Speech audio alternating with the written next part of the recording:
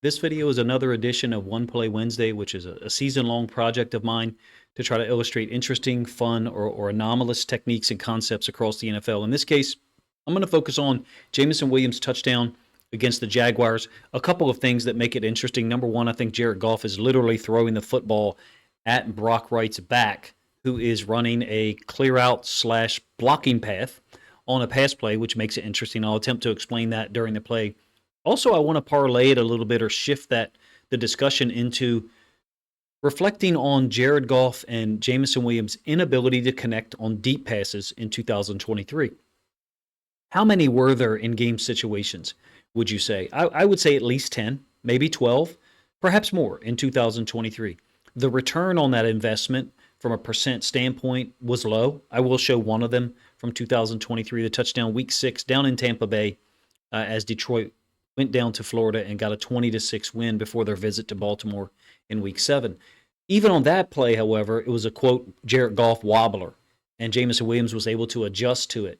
The Lions and Ben Johnson, seem to have adjusted their strategy a little bit in terms of getting Jameson Williams the ball, taking advantage of that speed, and creating big plays. Essentially, more intermediate deep crossing routes and drags to allow him to run away from defenders and or benefit from a pick or a screen while running across the field and put those defenders in at a tremendous disadvantage already, who are already at a tremendous disadvantage from a speed standpoint, into having to navigate picks or rubs or screens as they get across the field.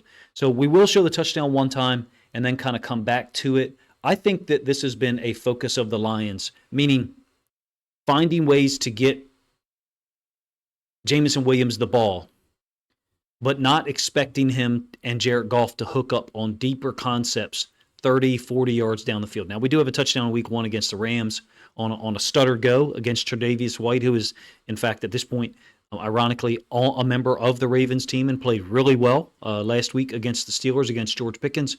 But a couple of things to say, and we'll come back to this later on. I love when you see a quarterback go play action or drop back from under center and get that foot in the ground set and then throw in time. And that's what Goff does. A little bit of a hiccup there because he's got the edge defender possibly bearing down on him. Throws it into the open space. Jameson Williams takes it all the way. The game was over already, 28-6 at the time of the throw. Early third quarter, this made it 35-6. Immediately reminded me of this touchdown against the Seahawks at home earlier in the season. This one went for 70 yards. It also occurred in the third quarter, that crazy third quarter, if you recall, when there's like 35 points put on the board between the Seahawks and the Lions. So you've got Laporta from one side and then Jameson Williams from the other, these kind of deep crossers, if you will. And Laporta almost has to dodge him a little bit to not get in his way. It's also worth mentioning when Jared Goff throws this football in the end zone angle. When you see it, will give you a better idea of what I'm talking about. Again, you've got that foot in the ground off the play action, so cleats in the ground, ready to fire off there and unleash the football. And as he's throwing this football, I mean, the ball's already out. There's the football right there, I believe. In its path to Jameson Williams, he hasn't even cleared the second-level defender yet. Pretty amazing. Some people call it anticipation. You guys, if you watch my content enough, know that I actually reject that phrase. It's a read. They've practiced it. He understands the coverage, he being Goff. So I don't consider it anticipation. He knows where the opening is going to be because he knows the coverage, he knows the route, and sees something that he can react to. Here's the end zone angle of this play. And so you do have a safety blitz off the edge in the form of Rayshon Jenkins. Jameson Williams going to be the high crosser. I think it's Laporta, like I said, going underneath. Kind of has to dodge him a little bit. I'll pause it.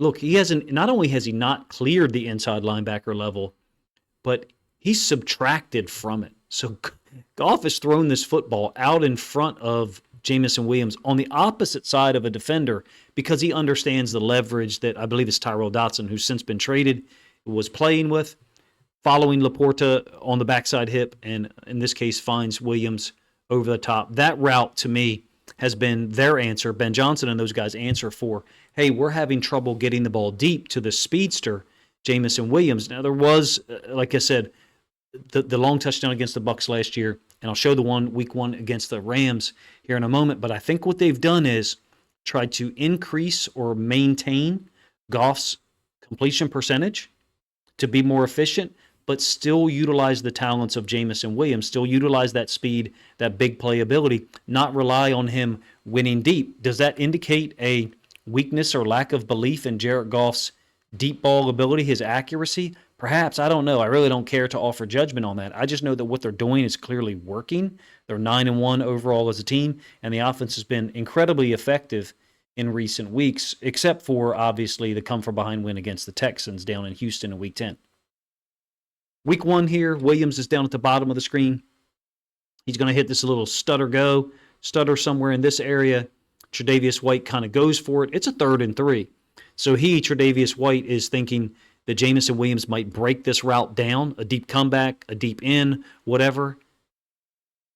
So he tries to match those steps of Jameson Williams, but stay on top of it. I actually really like that he is trying to stay on top. The only thing is, like, once he changes gears, he being Jameson Williams, it's over. Nobody can keep up with him going from, well, Jahmyr Gibbs can, going from 1st to 3rd gear, or maybe you could say he even actually goes from 1st to 4th. Maybe he's got to work on the end zone celebrations, clean them up a little bit. I don't know, but I do know that in 2024, he's got 4 touchdowns overall, and 3 of them have been of the big play variety. 64 yards last week against the Jags, 70 yards at home against the Seahawks, and then 52 yards here against the Rams in Week 1. Reflecting back on last year, this was an important play. To my knowledge and memory recall, this was a 3rd and 6, maybe a 3rd and 5. I guess we'll see the sticks here in a moment as it flashes through. And the Bucs were playing physical. As an aside, this is Carlton Davis III playing for the Bucs down there, number 24. And so the Bucs, are asking the backside safety to get over here and match a vertical by Jameson Williams, who ends up turning this into a corner route. Forgive the fact that my arrows go off the screen. I don't have enough screen to actually draw the route as it stands because of the width of the field, or the width of the screen, excuse me. Carlton Davis III matching the deeper out by St. Brown, and the ball's already out. I mean, you can see the ball's already out from a Jared Goff standpoint. It ends up wobbling on the other end. I think it's pretty obvious at this point that Ben Johnson and those guys have modified the way they want to use Jameson Williams. I'm not saying he doesn't run deep routes anymore. There certainly are opportunities for him to do so. There's more plays, in my opinion, that I've seen lately, past 4, 5, 6 weeks, where Jameson Williams is not running the clear out route. Someone else is. Hopefully I said that in a way that makes sense. I'm not running down Jared Goff and saying he can't throw the deep ball. Hell, I just showed you an opportunity, a touchdown, 52 yards against the Rams in Week 1 that proves that he can. I think it's a more efficient reaction, tact, or strategy or choice by Ben Johnson and those guys to be able to get the football to him in this way. Let's get back to the play in question. The 64-yarder against the Jags, clearly outmatched. And conceptually, what you've got again is St. Brown is the guy that's running a vertical concept. It's not a clear out. That's what you get. And then from the other side, I think Brock Wright is running to go block the safety. So you don't actually see the safety. He's off screen a little bit to your left. I think he's assigned to go get that safety and offer Jameson Williams the ability to cross underneath of his vertical stem. That's why you can see Brock Wright is hitting it full speed. He probably doesn't really have a 5th gear. Maybe he's got a 3rd or perhaps a 3.5 at the NFL level. Compared to me, obviously he's going to beat me in a foot race. But he's just trying to get vertical such that Jameson Williams can fit underneath of it. I'm not sure that you or me or anyone expected Jameson Williams' routes to change or alter. I know that sometimes we get those really cool graphics that show a guy's route tree in a particular game. I wish that I had the ability to create one of those graphics for a season-long one, because I suspect that Williams' route tree is going to look different in 2024 than it did in 2023. So the ball is tracking right behind the path of Brock Wright, and you'll see suddenly here in a moment, Williams will appear and catch the ball smoothly, and he's gone. That is Foye Oluokun, an inside linebacker who was trying to keep up with him over the middle. The corner or safety from this side just wasn't tracking and didn't get his eyes across the field to recognize that you may have a deep crosser from the opposite side, in this case Williams. Really great design, if you ask me, really great utilization of his skills. And the key part here that I think kind of throws it all, that this adds to it at the end, is that Goff is able and willing to throw the football, quote, earlier than other guys because he recognizes the coverages so well and sees that Williams and others, in some cases, are going to be open by the time the ball arrives. We all assume, myself included, that all NFL quarterbacks do that. They do not. And it's no criticism of the guys who don't.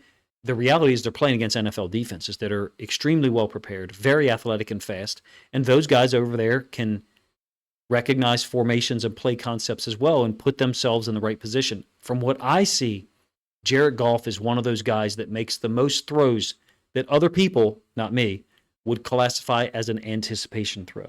He's throwing it to a spot where the receiver is going to be 0.4, 0.5 seconds from now, whatever, however long it takes the ball to travel from his hands behind the line of scrimmage to the receiver's hands on a catch and run, like we saw with Williams here in this video.